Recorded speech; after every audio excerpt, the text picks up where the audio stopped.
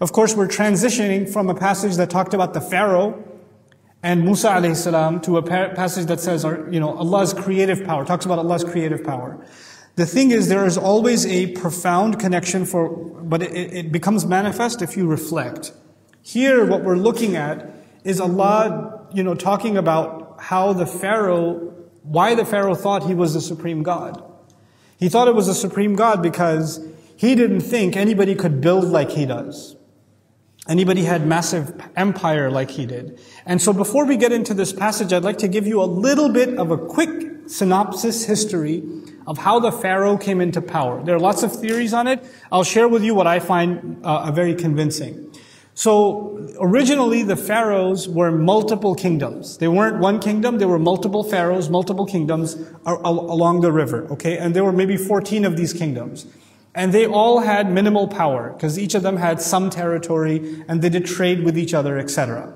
And of course, all of them had some part of the river because their irrigation and the supply for trade depends on your access to the river, right? Now, in the time of Yusuf alayhi salam, you remember, saw a dream that there's going to be, or interpreted a dream that there are going to be 7 years where things will be fine, but another 7 years where the river will dry up. There's not going to be any water, and the crop is going to die. He was serving under one of the kings, not all of the pharaohs, one of the kings among that group of kings. So that kingdom now has an advantage. What advantage do they have? They know that a drought is coming. So they actually developed a canal to preserve water over the next few years. So when the water dried up, the river dried up, they were the only empire of the several empires that actually still had a water supply. And so their crop continued to grow. And they continued to have some prosperity. In the time where everybody else was basically bankrupt. And now, in the olden days, people, now they don't have any crop, and none of the other kingdoms have any crop, so obviously where are they going to come for crop? They're going to come here. But they don't have anything to sell anymore because they've gone bankrupt. And so in the olden days, the way you got food or commodities was actually by giving away yourself or your children into slavery. Or giving up part of your land. Actually, in traditions, when the family is going to be given a year's worth of rice, they have to give their child away and they're going to serve in the field in somebody else's farm. Like giving away family or people as slaves was actually a common economic practice. It is through this course of action that over time this one empire overpowered and overshadowed and eventually completely overtook all the other empires that existed and became the one supreme empire. Everything came under them. This is important to note because they then especially controlled the water supply. They controlled, now they had the money that nobody else had, so they built like nobody else did. And they had pasture, meaning they had the greenery that nobody else had. Now with that in mind, if you look at these ayat, are you more intense a creation or is the sky? First of all is referring to the human beings. Are you more powerful? Are you harder to create than the sky was? He's the one who built the sky. In other words, how dare you question resurrection when Allah has that power? But from the other point of view, are you better at creating whatever you've created? And you Quraysh are like the pharaohs, but you are nothing compared to the pharaohs in construction. As a matter of fact, the construction of the pharaohs is so impressive that it's still today on the dollar bill, right? It's timeless. It's the symbol of stable empire, and I refer to this over and over. Greek columns, Persian columns, different societies, ancient society, even the columns that are built in some of the government offices in DC, their inspiration is actually the columns of the Egyptians. The architectural inspiration is actually the Egyptian columns that were built in ancient times. And Allah then is almost referring to that and saying, are you better at creating things? Or is the sky a more marvelous creation than that? Under its canopy, you built all of these things. He's the one who built the sky. Banaha. And the word bana, as opposed to khalaqa, is actually a good reference. He built it. He constructed it. So the notion of construction is being highlighted anyway in the wording of the ayah. رَفَعَ سَمْكَهَا فَسَوَّاهَا. He elevated its roof. And by the way, the columns were inhumanely high. Like they were unusually high.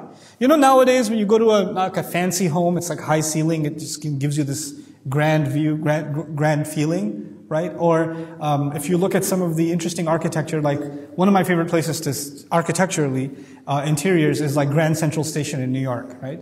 You look up and they've created this like skyscape and it's really high ceiling, etc., right? If you visit ancient palaces and things, they made enormously high ceilings. And oftentimes when they would have high ceilings, they would actually draw on them stars or constellations or clouds to give the feeling as though we have built a sky of our own. We've built a sky of our own, right? So that's this fascination of human beings of building their own sky. And so that's being built upon here in the language used by Allah. رَفَعَ سَمْكَهَا فَسَوَّاهَا. Samk in Arabic, الْقَامَةُ وَالْعُلُو. Something that stands tall and something that's very high. وَالتَّسْوِيَةَ فِي اللُّغَةِ اسْتِقَامَة وَاعْتِدَالُ وَاتِّزَانُ. And evening it out in Arabic, the word taswiya actually means something that stands tall, something that's stable. In other words, it's the higher up you build a ceiling, the more unstable it gets, the more support columns and beams it needs. You know, if you have something that's very large and it's standing free, you need more columns to hold it up. It can't just, because it'll cave in on the middle, right? Because it's so much freestanding. So he says he made it balanced, evened, and it doesn't shift. The sky doesn't shift. The elevation of the sky doesn't shift. You know, some people look at this ayah, and I should mention that. Some people look at this ayah and say, look, Allah says He built the sky. But the sky, meaning space, is empty vacuum. It's not built, it's just nothingness. So what's He talking about? This is where we have to understand the Quran is not a science textbook. The Quran is remarkable language. It's remarkable language. You know, the language of people is different from the language of science. There are two different worlds. If you're really interested in the language of science, which means you enjoy reading a biology textbook, then you're not a normal person. I mean, you're going to do well in school, but you're not a normal person. Thank God we don't speak in scientific language when we speak with each other, right? When you say to somebody, when somebody's making fun of somebody and say, man, he got burned. Scientifically, no. You understand? But everybody gets it. You got burned. Somebody says, man, you tore him to pieces. Somebody call the police. You know, or, you know, some grandpa says, my grandkids stole my heart. Grandpa? I'm coming over right now. You know, like, they didn't steal your heart. Or man, that guy has a heart of stone. These phrases that are unscientific, clearly, we use all the time. We use these things all the time. The language of science is highly literal. Everything is literally precisely what it is. But the language of humanity is not. It actually draws on images. Like for example, when a husband says to the wife, I've done everything for you. Everything? Because everything is a lot of things. You know? Or I've given you everything. So the idea is that when people speak, like for example, man, how beautiful does it look, the sun sinking into the ocean. When you're on the west coast of the United States, you see sunset. You know, in Southern California, you see the sunset, and you see, how beautiful does the sun look sinking into the ocean. Well, technically, it's not sinking into the ocean. It's actually just the illusion. Dummy. It's sinking into the ocean. Quran will say that. Dhul Qarnayn went to a place where the sun was drowning in murky water. And people were like, oh, that's scientifically inaccurate because you can't drown the sun in water. What are you talking about? When a human being sees that, that's a poetic, beautiful image of the sun drowning in water. That's all it's talking about. It's not, what is the Quran supposed to do? Tell you how many millions of miles away the sun is? And that this is an optical illusion? What, would you read that? You punch people in the face who talk like that when you hang out with them. We don't talk like science. We talk in normal language. This is normal language. Look at the grand creation of God, the sky, compared to yours. You try to build a roof that, by the way, ceilings especially, they crack easily. They crack easily. This is why Allah says, do you see a crack in the sky? That's not to say, well, it's empty space. Obviously, it's not going to have a crack. No. Allah is comparing. Look at your inability to create a view that Allah has created. What a flawless view God has created over you. And so our obsession with science has actually made us impose a scientific way of thinking even about the Quran, which is unfair to the book. It's unfair to the book. And it's unrealistic, it's inaccurate. And then we start imposing onto the Quran things that shouldn't be imposed. Anyway, وَأَغْطَشَ لَيْلَهَا وَأَخْرَجَ ضُحَاهَا. By the way, just among the notion of the sky, فَمِنَ الْمُفَسِّرِينَ مَنْ تَأَوَّلَهَا هُنَا بِالتَّتْمِيمِ. Among the mufassirun, those who talk about this ayah, about the sky being smooth or evened out, say how perfectly it's made, وَبِالْإِصْلَاحِ, and how reformed it is, وَبِجَعْلِهَا مَلْسَاء, and how smooth it looks. ليس فيها تفاوت, it has no unevenness to it. وبإتقان الإنشاء وإحكام الصنعة, and how greatly beautifully it's crafted, how beautiful it is to look at. Anytime you look at the sky, it's a symbol of beauty and magnificent. This again, I'm telling you, in the context in which this passage occurs, is not just talking about the sky. It's actually comparing one of the greatest empires that ever existed and showing how even that fails in comparison to God's creation. How dare you take up a God other than that, other than Allah? وَأَغْطَشَ لَيْلَهَا وَأَخْرَجَ ضُحَاهَا, and He brought darkness over its nights, and He brought out its early mornings.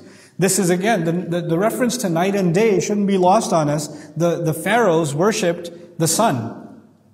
And Allah brings the sun to a closed shop every night, and then brings out the morning the next day, meaning their God submits to Allah. وَأَغْطَشَ لَيْلَهَا إِغْطَاشُ اللَّيْلِ إِظْلَامُهُ. أَغْطَشَ means to cause darkness. فُلَاتٌ غَطْشَاء وَغَشَى لَا يُهْتَدَى بِهَا. A desert that is غَطْشَاء means a desert that is completely covered in darkness and you can't find your way. Interestingly enough, غَطَشَ, it also compares to غَمَش, meaning the eye becoming weak. مَشَى رُوَيْدًا مِنْ مَرَضٍ أَوْ كِبَرٍ. When somebody walks slowly because they can barely see. In other words, Allah caused the night to slow everything down and visibility to become less. He did that. وَأَخْرَجَ ضُحَاهَا, and the next morning He brought out its brilliant light. He made everything completely and perfectly visible. I'll show you some of the benefits of this a little bit later on when we talk about the literary qualities of this surah. So إخراج الضحى انبساط ضوء الشمس. So bringing out the sun, أخرج ضحاها, ضحى in Arabic, or duha, is when things are most prominent, meaning like when the sun is at its brightest, like 10, 11, 12 a.m. At that time, when the sun is beaming at its brightest, that's duha. So Allah is comparing those two contrasts of the night and the day. This is to highlight, how no matter how grand your columns were built, you can't escape. And how beautifully illuminated they look in the day, they're going to be closed down and dark in the night.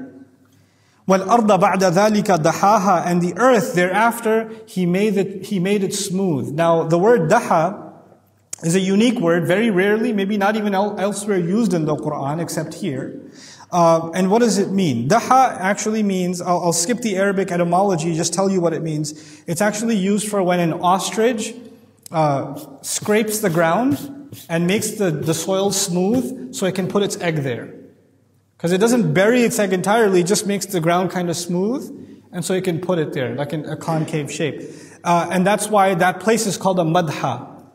And from it, daha is also used for an egg, because it's the place of but it's not literally the egg, actually. That's a bayd. But daha is the place where the egg is placed. So again, people who are very obsessed with showing a correlation between Islam and science, they looked at this ayah and said, aha, Allah made the earth egg-like, and therefore the earth is oval and it's not a perfect sphere. And the proof of that is in the Quran, وَالْأَرْضَ بَعْدَ ذَلِكَ دَحَاهَا. Except the one problem with that is the verb daha means to remove unevenness and to make room for an egg. It doesn't mean He made it into an egg. That's not how the verb was ever used. So there's this huge jump made because the root somewhere in there involves an ostrich egg, that we turn this into the earth is egg-like. The earth is oval. That's awesome. It doesn't have to be mentioned in the Quran though. Let's not impose on the Quran what Allah did not say Himself. And when you do that, and then other people prove otherwise, it just makes the Quran look weak, even though the only thing weak was our understanding, So we should be careful about making claims like that. And so, دَحَيْتُ الشَّيْء أَدْحَاهُ دَحْيًا بَسَطْتُهُ. To make something smooth and even. What Allah is saying is, on the earth, He removed unevenness. You saw previously, أَلَمْ نَجْعَلِ الْأَرْضَ مِهَادًا. Didn't we make the earth a comfortable bedding? Right? Allah is describing that the earth could have been a jagged surface where you can't walk. And the Arabs are actually familiar with this. There are terrains that are so difficult to walk, or difficult to, even animals don't go there. And the entire earth's surface could have been that way. But Allah made it smooth and removed the impediments on the earth so we can travel on this earth. And that's why they use the word for even construction. Like, if they're going to build a road and there are lots of pebbles on the road and stuff, they'll have bulldozers come and sweep and smooth the thing out before they built the road on top. That's actually the process of daha. That's what the word refers to. وَالْأَرْضَ بَعْدَ ذَلِكَ دَحَاهَا. Meaning the land is ready for civilization, basically. And this is again going back to the idea that the great civilizations were only great civilizations because they built roads. If you don't have roads, you're not going to have civilizations. Because commerce will take place only through the roads. If everything is wild territory, then commerce will not happen and therefore growth will not take place. Right? One of the greatest assets of the United States is our incredible highway system. Right? It's a remarkable roadway system that connects all of the states together and allows for the kind of commerce that happens across the states. Right? And so the countries in which the roadways, one, aren't safe, two, aren't well built, right? It affects economy. It affects everything, So when he says, وَالْأَرْضَ بَعْدَ ذَلِكَ دَحَاهَا, he basically, almost like he's saying, he made the world, for a world possible to travel by making it smooth.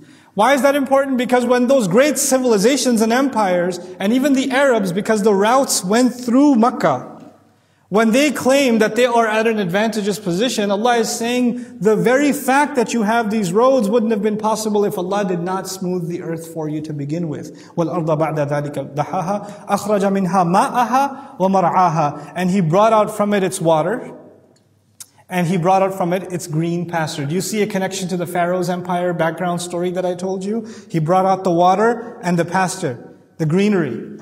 That which was basically the heart and soul of the economy of that great empire. The reason they rose to power. أَخْرَجَ مِنْهَا مَاءَهَا وَمَرْعَاهَا وَالْجِبَالَ أَرْسَاهَا. And He placed the mountains and He put them down. He placed the mountains down. And by the way, what is a great architectural marvel of the ancient Egyptians that resembles a mountain? The pyramids. And He says, what are your pyramids compared to my mountains? وَالْجِبَالَ أَرْسَاهَا. And He didn't make one, He has plenty. وَالْجِبَالَ أَرْسَاهَا. And He put those there, مَتَاعًا لَكُمْ. And He put all of that in place as a thing for all of you to enjoy, for all of you to take advantage of. But not just you, your animals too. وَلِأَنْعَامِكُمْ. And I'd like you to understand here, when Allah says you and your animals, it's significant. Why is it mentioning you and your animals? Everything Allah mentioned so far, from the sky, if we go back, the sky, then the night and day, then the earth being smooth, then water and pasture, and now finally the mountains. All of this is things for, we and our animals to enjoy. Some animals, their pasture, what they eat, what they graze on, what they feed on is only found in the mountains. It's only found in the mountains. Some minerals, some resources, some construction materials that we need are only found in the mountains. If the night and day weren't the succession that they are, agriculture would stop. If the water didn't come out of the earth the way it does, we wouldn't have the rivers and the waterways that are necessary for crop to exist. So this entire system was put in place for Allah Azza wa Jal to facilitate life on this earth. But now the significance of you and your animals. Of course, especially in ancient society and even today, without animals, human beings can't survive. We are actually dependent on animals. Not just for food, but for skin and for skin, but for the agricultural value that they have around the world. Without them, without animals, we don't survive in this world. It doesn't happen. But the other thing is, when He puts us together, we are masters over our animals. Listen to this carefully. We are masters over our sheep and our goats and our cows and our horses. They do our work. They exhaust themselves for us. And when they are no good anymore, what do we do with them? We slaughter them and take their meat and their skin or whatever, and we just get rid of them. Right? That's what we do. And our animals are literally domesticated, musakhar, humbled, mudallal. They have been humiliated and domesticated. They live in the housing we give them. They eat what we feed them. They have no independence. They are literally enslaved to our service. That's what these animals are. Enslaved to our service and loyal to their masters. They listen to the farmer yell and scream, and they stop and they move. They get whipped. They get their reins pulled. This is what the animals are. And then Allah puts them and us in the same sentence. مَتَاعًا لَكُمْ وَلِأَنْعَامِكُمْ, as if to say, what your animals are to you, you are to me. You are to me no different than your cattle. I feed you like I feed them. This is actually a humility check from Allah. Just previously, Allah mentioned one of the most arrogant human beings that ever lived that looked at other people like animals. Remember, فَحَشَرَ فَنَادَى? Now Allah is putting us all in check. You're all mahshur to me. You're all provided for like animals are provided for. This is actually a running theme in Meccan Quran. Look at your animals and then think about who Allah is to you. You are Rabb over your animal, Allah is Rabb over you. This is the mentality. SubhanAllah. And the way the animal never disobeys you. And what do you do with your animal when he disobeys you? And what should Allah do when you disobey him? You know? So مَتَاعًا لَكُمْ وَلِأَنْعَامِكُمْ. A utility and a means to enjoy for you and for your animals. Mata' can be used for food. It can also be used for something to enjoy. And mata' by its definition can also be something that is temporary. Mut'a is temporary enjoyment. So something that you have for a while, but it's not going to last forever. And why isn't it going to last forever? Let's transition from there to فَإِذَا جَاءَتِ الطَّامَّةُ الْكُبْرَى. This is now, we're nearing the end of the surah. This is the 5th section of the surah in my count. When finally, الطَّامَّةُ الْكُبْرَى hits. What is الطَّامَّةُ الْكُبْرَى? Tam in Arabic, the verb. طَمَّ الْبَحْرُ أي طَغَى وَفَاضَ وَغَلَبَ. Tamma in Arabic is when the ocean has a tsunami. That's tam. A great calamity, a massive disturbance that destroys. Allah says, فَإِذَا جَاءَتِ الطَّامَّةُ الْكُبْرَى, meaning when the calamity that is going to wreck everything arrives. The greatest calamity that's ever happened and the greatest disturbance that's ever happened arrives. By the way, when water comes out like that, what happens to animals? What do? You actually see animals run way before the water even comes. They can sense the shivering of the earth. The words right before were an'amikum, cattle that take it easy. From nu'uma, soft movement. But now a tamma is coming. All of a sudden a disturbance is coming. فَإِذَا جَاءَتِ الطَّامَّةُ الْكُبْرَى. And that is the day, يَوْمَ يَتَذَكَّرُ الْإِنسَانُ. And by the way, إِذَا, I should have mentioned this. إِذَا in Arabic means all of a sudden.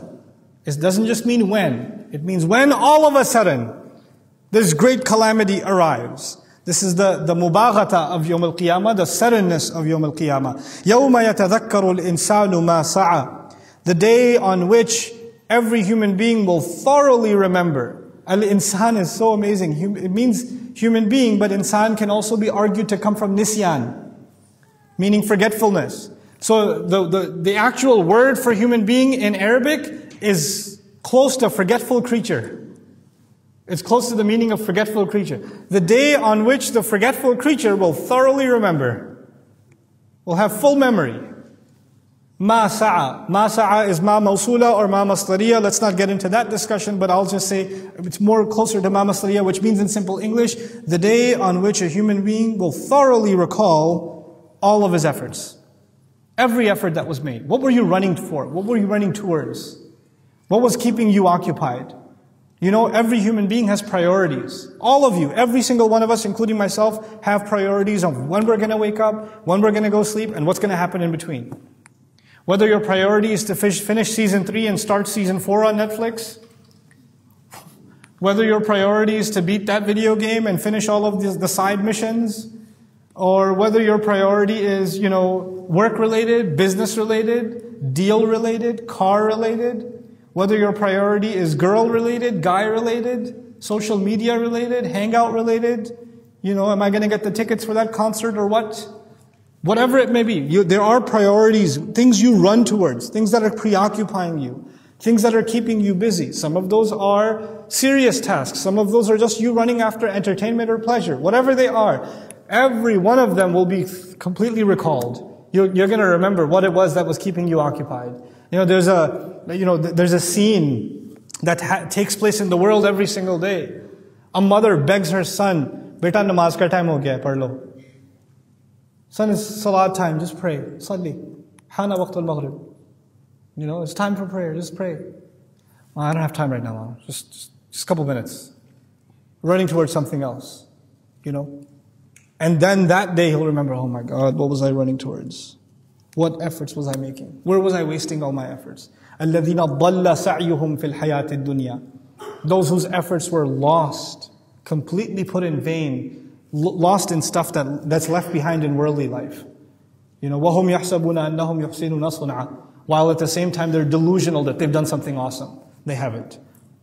That day human beings will remember every effort that they made. Like Allah says, يَوْمَ يَبْعَثُهُمُ اللَّهُ جَمِيعًا فَيُنَبِّئُهُم بِمَا عَمِلُوا أَحْصَاهُ اللَّهُ وَنَسُوهُ. The day on which Allah will resurrect all of them all together, He will inform them very detailed. All the things that they used to do, that Allah recorded in its entirety and perfectly, while they had forgotten the stuff that they did. Literally, Allah will say, you did this. You're like, really? I did that? I said that? No. You guys even do that now. Forget Yawm al-Qiyamah. Your mom will tell you, your dad will tell you, your friend will tell you, you know what you said to me the other day? You said this is like, no, I would never. I'm not that kind of person. I recorded it for you here. Wow, I can't believe I did that. There's going to be a lot of, I can't believe I said that. I can't believe I did that moments on Yawm al-Qiyamah. We do things that we forget. They're no big deal to us. We just move on. But that day, everything will be thoroughly recalled. May Allah Azza wa Jalla make us of those that are forgiven after remembering the efforts that we made. وَأَنْ لَيْسَ لِلْإِنسَانِ إِلَّا مَا سَعَى. Human beings will have nothing to their advantage on Judgment Day except what they ran towards. Literally what they ran towards.